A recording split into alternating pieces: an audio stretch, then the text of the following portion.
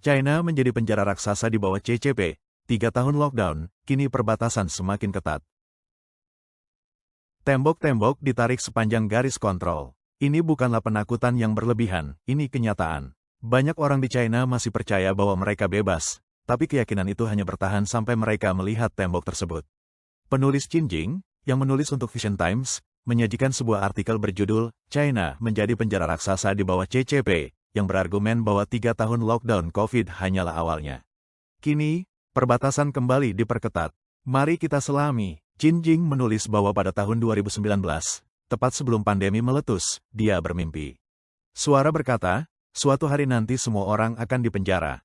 Dia tidak memahaminya, dia mengabaikannya, kemudian datanglah COVID, dan bersama itu, alat kontrol sosial paling kejam dari Partai Komunis China, lockdown. Selama 3 tahun, seluruh China menjadi penjara. Kota-kota disegel karena kasus yang dicurigai, kadang hanya satu. Seluruh lingkungan dikunci rapat, orang-orang kelaparan, beberapa kehilangan akal sehat. Seorang sopir taksi pernah bercerita kepadanya secara santai tentang tetangga yang bunuh diri dengan cara menggantung diri atau melompat dari balkon. Baginya, itu adalah hal yang normal. Di China, hal itu sudah menjadi rutinitas. Bahkan Shanghai, kota paling internasional di China, pun tidak luput. Warga percaya kota itu terlalu penting untuk dikunci. Tapi ketika itu terjadi, selama 2 bulan penuh, kekacauan meledak. Orang berkelahi berebut sayuran, bayi kekurangan susu, orang tua meninggal tanpa perawatan medis. Semua orang menjadi tahanan. Di Dajing, sebuah kota di Hongjiang, absurditas menjadi kebijakan. Teman Chen berterima kasih padanya karena mendorongnya menimbun beras. Otoritas melarang tetangga bertukar makanan.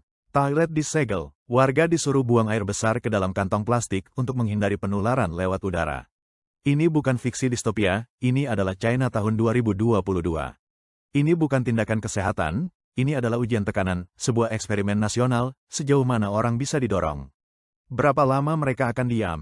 Jawabannya datang dalam keheningan. Dalam gerakan kertas putih, ketika para pemuda pengunjuk rasa mengangkat lembaran kertas kosong, keheningan mereka bergema.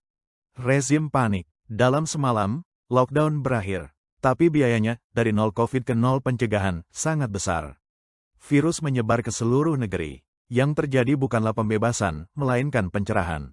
Orang-orang menyadari bahwa bahkan pergi ke toko, rumah sakit, atau toilet, itu bukan hak, melainkan izin sementara. Virus tidak hilang, tapi lebih dari 400 juta orang hilang, dihilangkan secara diam-diam dari data populasi. Larangan keluar di bawah keamanan nasional. Kontrol tidak berakhir dengan lockdown. Beijing telah meluncurkan kebijakan baru, pertama dalam sejarah Tiongkok, sistem kontrol keluar nasional yang disamarkan sebagai tinjauan keamanan nasional. Ini bukan daftar hitam lama. Ini adalah sistem penilaian risiko berteknologi tinggi. Sistem ini menggunakan data besar, pengenalan wajah, media sosial, pandangan politik, dan bahkan latar belakang pendidikan untuk menandai warga yang ingin pergi. Kota percontohan, Shanghai, dulu simbol keterbukaan, kini menjadi ajang uji kontrol. Secara lahiriah, ini adalah manajemen risiko. Namun sebenarnya, ini adalah penyaringan ideologis. Ini bukan tentang keselamatan negara. Ini tentang mengunci rakyat. Arahan datang dari rapat tertutup lembaga negara, keamanan publik, imigrasi, keamanan nasional, pendidikan, urusan luar negeri. Bahasa mereka tegas, kekuatan musuh, infiltrasi asing, polusi ideologis. Siapapun yang mengajukan permohonan keluar tiba-tiba menjadi tersangka. Kini bahkan perjalanan untuk sekolah, bisnis, pariwisata, atau kunjungan keluarga memerlukan pemeriksaan politik. Visa dan tiket pesawat tidak lagi cukup. Anda harus lulus tes kesetiaan. Dokumen internal menunjukkan betapa dalam sistem ini berjalan. Sistem memantau media sosial Anda, kepercayaan agama, kontak asing, riwayat pekerjaan, dan postingan daring Anda. Apakah Anda pernah bekerja dengan LSM, bekerja sama dengan perusahaan asing, mengkritik pemerintah, bahkan membagikan satu postingan sensitif dapat menandai Anda sebagai risiko tinggi? Seorang sumber penegak hukum mengonfirmasi, setelah diberi label risiko tinggi, Anda bisa dihentikan di bandara, meskipun sudah punya visa dan diterima di universitas. Alasannya, hanya satu kalimat, kekhawatiran keamanan nasional. Ini bukan teori, ini sedang terjadi sekarang. Ms. Lin, seorang karyawan di perusahaan asing di Shanghai, memiliki suami yang seorang profesor universitas. Putra mereka baru saja diterima di sebuah universitas top di Amerika Serikat. Ketika dia mengajukan perpanjangan paspor, dia diminta memberikan dokumen tambahan. Kemudian datanglah keputusan, permohonan ditangguhkan. Alasannya, terkait keamanan nasional. Seorang petugas polisi kemudian menjelaskan dengan dingin, Anda pernah menerjemahkan laporan lingkungan asing. Anda pernah berhubungan dengan LSM. Perlu peninjauan lebih lanjut. Kontak itu terjadi 10 tahun yang lalu. Suaranya pecah, kami tidak melakukan kesalahan apapun. Kami hanya ingin putra kami belajar. Apakah itu kejahatan? Ini bukan kesalahannya. Ini kesalahan rezim yang telah kehilangan semua akal sehat. Seorang profesor universitas di Shanghai mengakui, bahkan memberikan kuliah sekarang membutuhkan sensor diri. Pertukaran akademik di luar negeri ditutup. Ini bukan perlindungan, ini adalah paranoia. Pengacara Jiang Li menambahkan, Undang-Undang Keamanan Nasional Tiongkok sangat kabur. Tidak ada kriteria, tidak ada banding. Anda bahkan tidak tahu apa kesalahan Anda. Ini bukan hukum, ini murni kekuasaan. Dan siapa sasaran? Bukan mata-mata, bukan penjahat. Rezim takut pada warga paling mampu, staf perusahaan asing, pekerja LSM, pekerja lepas, orang beriman, seniman, advokat, para pemikir dan pembangun Tiongkok modern. China atau Korea Utara? Seorang manajer tingkat menengah berkata, kami bukan di penjara, tapi kami terperangkap.